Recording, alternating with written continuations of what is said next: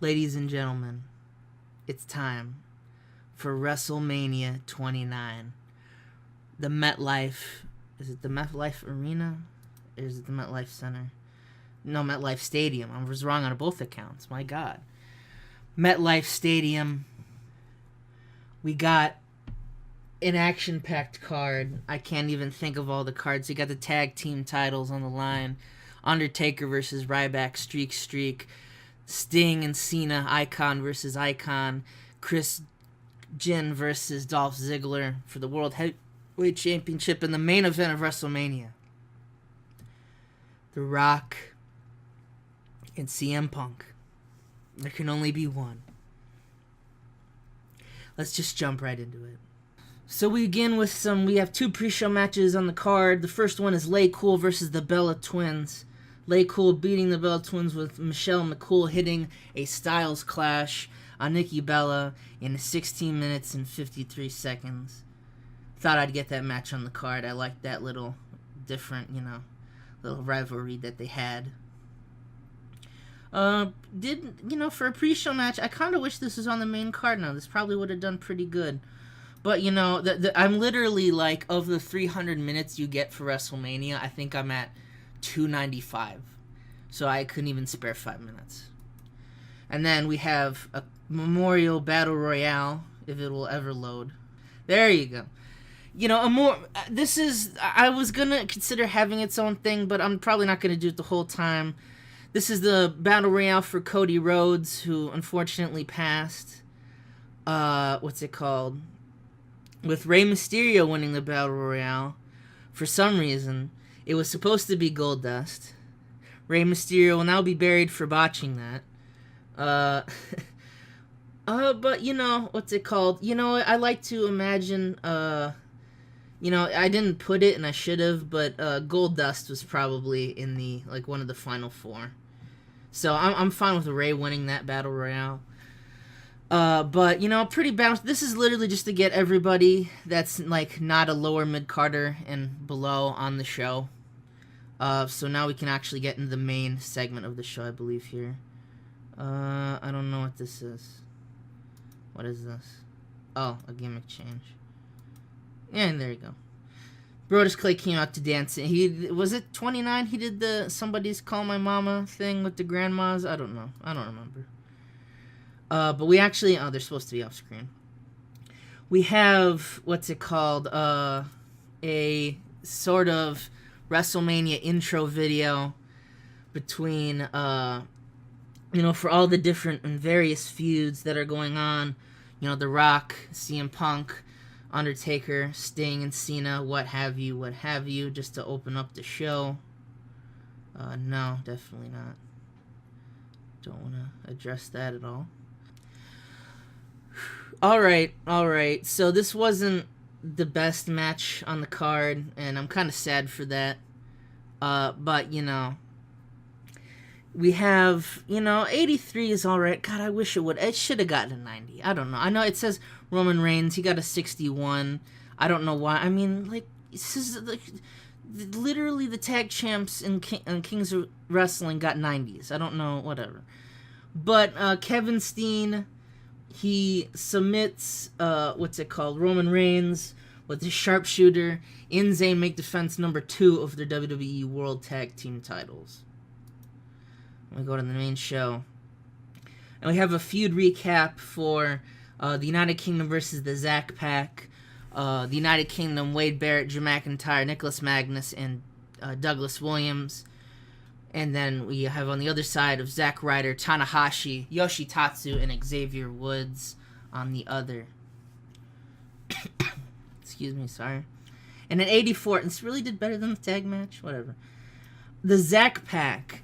Zack Ryder, Xavier Woods and Dragon Aces defeat the United Kingdom when Zack Ryder hits a Zack attack on Douglas Williams in 18 minutes and 10 seconds. Zack Ryder putting the staple on this feud with Wade Barrett, and he can finally say that he got one over on the United Kingdom. So it just ended this feud, kind of ending that. We go to our next segment here. I don't know how this didn't do great. This was one of the generic segments in which we have the Authority. It's not the. I use that just as a reference because there is no Authority, which is Triple H and Stephanie. Triple H, he kind of, all the GMs and and Mr. McMahon and Trish Stratus, they're all talking.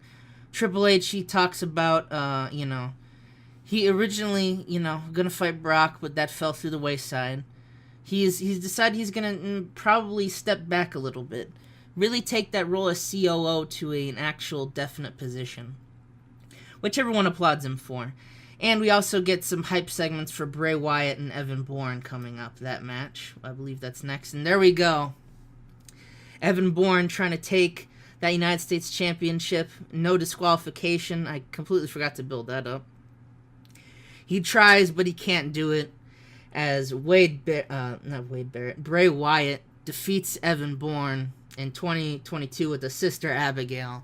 Bray Wyatt makes defense number 6 of his United States title. Evan Bourne really tries in this match. He throws everything he has against the wall, and he gets a lot of offense, and this isn't a squash match. But, it just wasn't enough to put the Eater of Worlds down, and he hits the Sister Abigail, retains the United States Championship for now. We then have Randy Orton. Randy Orton is on the screen. And, he's not on the card, but he's backstage, and he looks at the screen as the Money in the Bank match is set up. Orton says, I should be in that match. I should be the one carrying out that Money in the Bank briefcase, as well as the World Heavyweight Championship. That's okay, though. You can ignore the Viper all you want, but the WWE Universe knows. The camera zooms in as Orton grows a scowl across his face. The Viper will strike when you're least ready. So I wanted to get Orton on the card, so we did a promo as we build up to the Money in the Bank match, which we have sent Sheamus, Jericho, Riley, Truth, Del Rio, and Bryan. There can only be one winner of Money in the Bank, and that is indeed going to be Sheamus. Sheamus climbs the ladder, and he retrieves the Money in the Bank briefcase. Sheamus is Mr. Money in the Bank. Looking back, everyone, the two, Daniel Bryan had the best overall performance, but Del Rio and Sheamus, none to shake a stick at. And, it was a good Money in the Bank match. I considered having Jericho win it. I considered maybe Daniel or Alberto, but decided against it since they already had won. And the only one I even thought about Alex Riley. R-Truth actually got a contract offer from Impact, but did not take it, thankfully, because he knows where it's good. So I thought about burying him in the match, but he did not sign, and he re-signed with me, so there's that. But Sheamus is Mr. Money in the Bank, and he can cash it in for the World Heavyweight Championship whenever he wants. And then we have... This is my favorite. The Undertaker makes his way to the ring for his streak match versus Ryback. The ring is draped in smoke and fog. There's druids. Undertaker walks. But the Titantron has, it has the 20-0. And then I never officially kept up with Ryback's streak. So if you were to put a random number of matches in there, and there can only be one streak that survives. And we'll see which one that is. And, wow, this absolutely sucked. What drove this match down? What's it called? Low heat, apparently, declining it just wasn't that great, and holding back. Wow. I mean, I figured this match wouldn't do good, but, it could have been something better. And there wasn't a lot of selling, so you know what. But, yeah, the Undertaker, he beats Ryback. I mean, I wasn't going to give the streak to Ryback. You gotta be crazy, but... overall, I did what I did. And The Undertaker beats Ryback. The streak is now 21-0. And Ryback has suffered his first loss. Back to the mid-card with you fool. And we have the women's match hyping up now as a little play cleanser. Madison Lane, AJ Lee, Natalya... and Trish Stratus is there, this is like one of them, like music video promos they do. Who will walk out as the women's champion? Let's see who it's gonna be. And oh my god, okay, of all the 99s I expected to get, I'm screenshotting that. I'm screen because I like it. Madison Lane, AJ Lee pins Natalya with the Shining Wizard. AJ Lee is the new Unified Divas Champion. The reign of Madison Lane, see what I did there, has been ended by AJ Lee. And we have a new women's champion. Congratulations to her. I was considering keeping on Madison Lane, but I decided to pull the trigger with AJ Lee. An 80 isn't nothing to shake a stick at. Madison Lane with that 92, she's my god. But man, what a great match. I did not expect that to get a good rating. I expected to get a good rating, I just not that great of a rating. Jesus. And now we have the main event matches coming up. This is where the hype comes in, man. It's John Cena and Sting, the icon of WCW, the icon of WWE. John Cena's year has been disastrous. He's failed to capture the WWE title. He's failed to beat The Rock. He's failed to secure himself that real marquee level match. He doesn't consider this match to be marquee, whereas Sting, his first match in the company, he needs to prove himself to the fans of WWE that he's not just a relic of the past. And in his heart, he also wants to prove that WCW didn't die in vain, and that the Monday Night Wars, well, they're never really gonna end. They've ended, of course, with WCW's demise, but as a holdout, he proved that he can still hang, and there can only be one winner. 91A, mainly Sting. John put in a 99. Sting taps out John Cena with the Scorpion Deathlock in 18 minutes. The icon of WCW just tapped out John Cena. Holy shit. John Cena stands up after Sting has gone to the back. There are no tears in his eyes, no really any emotion except for a few seconds of shock. Cena stands up and he looks towards the crowd. An empty expression on his face. Many in the crowd boo John Cena as they'd gone nuclear when Sting won his match. I mean, could you imagine Smarks in this day and age? They would have lost their shit. And he just doesn't really know what to do.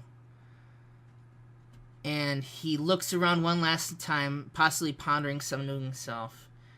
And he walks away. As The Miz walks down, and just like an asshole, just walks down with the amount of swagger, and just walks by John Cena, just being like, hey, beat you 2 years ago, and just doesn't even mention it again.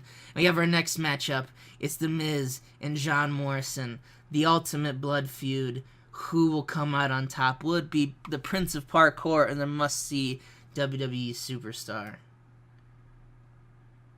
And it's going to be The Miz. The Miz hit the skull-crushing finale onto John Morrison in 17 minutes. 89A is a short match length. This is one of the matches that got held back.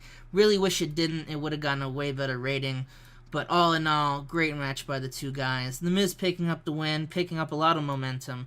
Can't shake a stick at John Morrison, though. John Morrison has done a lot. He was the U.S. champion for a long time. He won it off The Miz. In fact, he has more wins. Actually, they're even now. It's out of 4 matches they've had. John's won 2. The Miz has won 2 since John has come back. And, what better way, though? I doubt Miz will let it sink in that he won at WrestleMania as opposed to John winning at Raw 1000.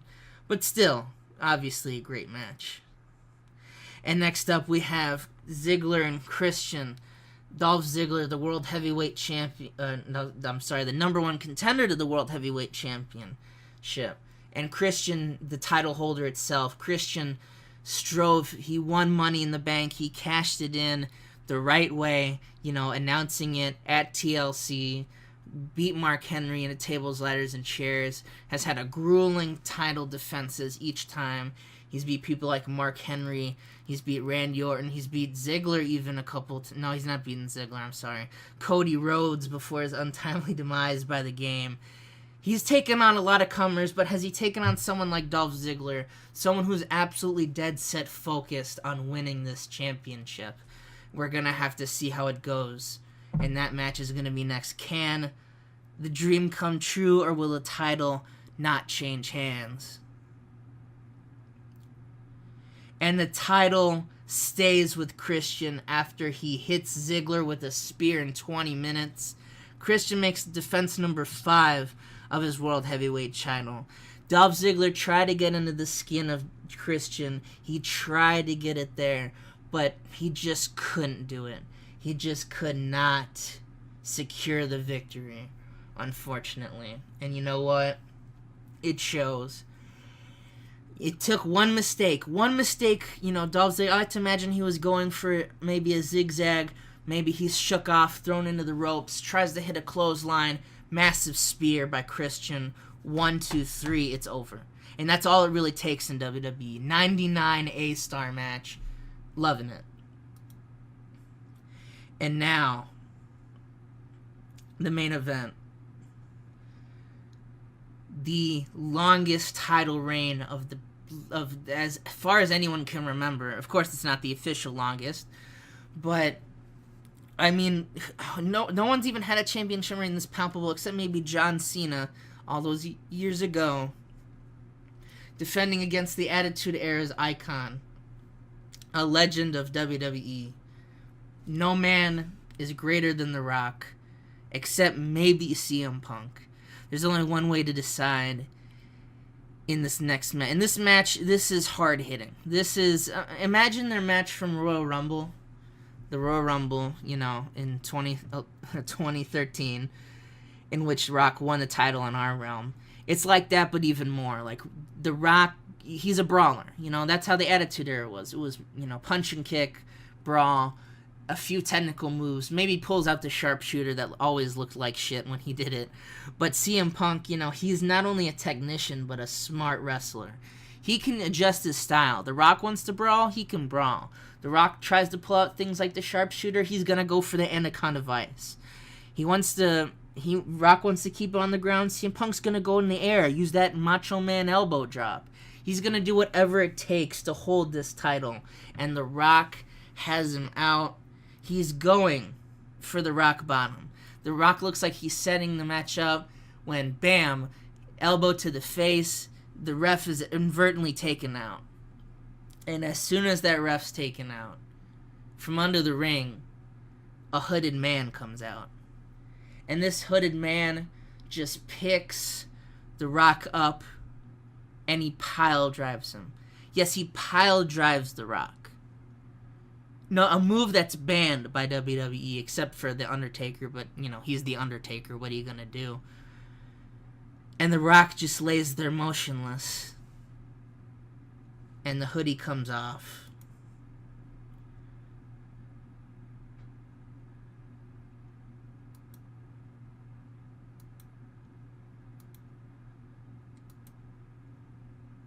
CM Punk puts his arms over The Rock. 1, 2, 3. CM Punk looks confused and shocked, and his face turns to horror as the hoodie comes up.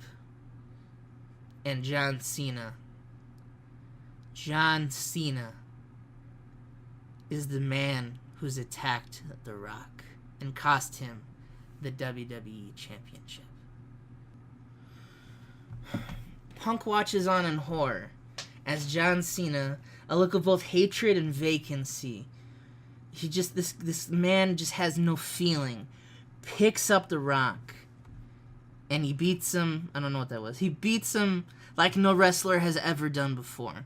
I'm not talking like he attitude adjusts him maybe 6 times.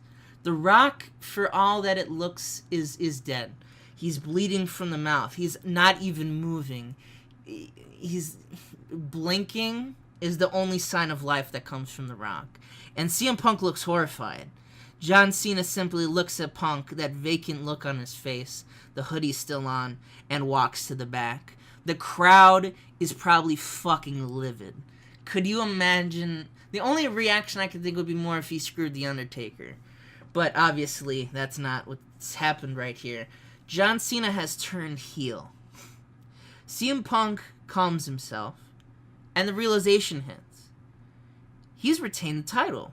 He smiles, he holds up his championship, seeming acting as this all was the plan.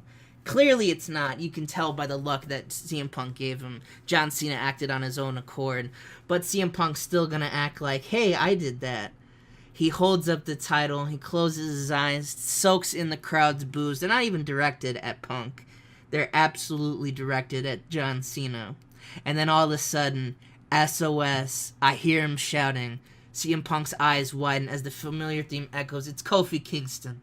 Mr. Raw's Mr. Money in the Bank. We haven't seen him since CM Punk brutalized him on one of the episodes of Raw.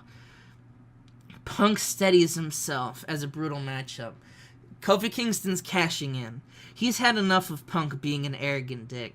He tells the ref, let's have a match. And CM Punk, to his credit, he's going to take him up on it.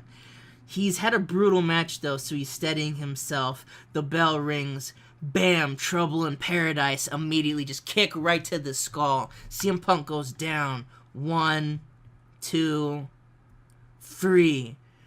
WrestleMania ends. The crowd goes crazy.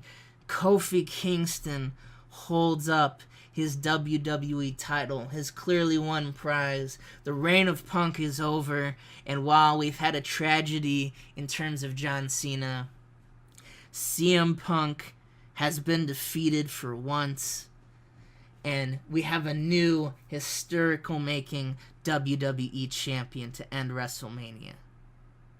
And let's see how this show ends.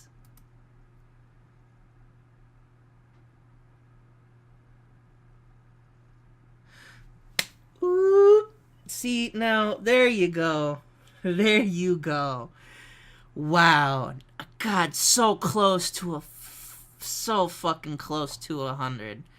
So fucking close, but a 99 is, I'll take a 99, dude. Jesus. This has been the best TEW event I've ever booked. There was so much. You guys don't even know how much I crapped my pants when it had the John Cena heel thing on the bottom.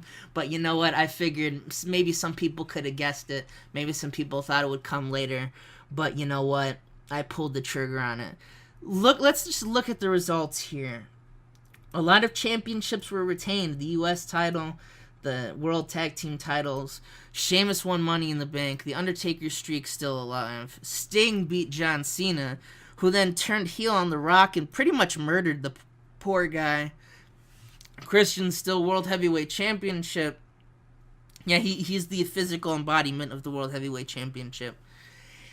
And, Kofi Kingston has walked out of this event as the WWE Champion.